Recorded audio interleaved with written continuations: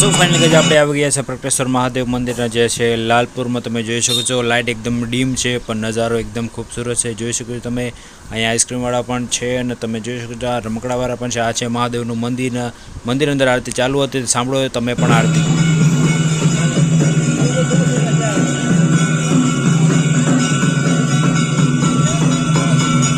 Har Har Mahadev.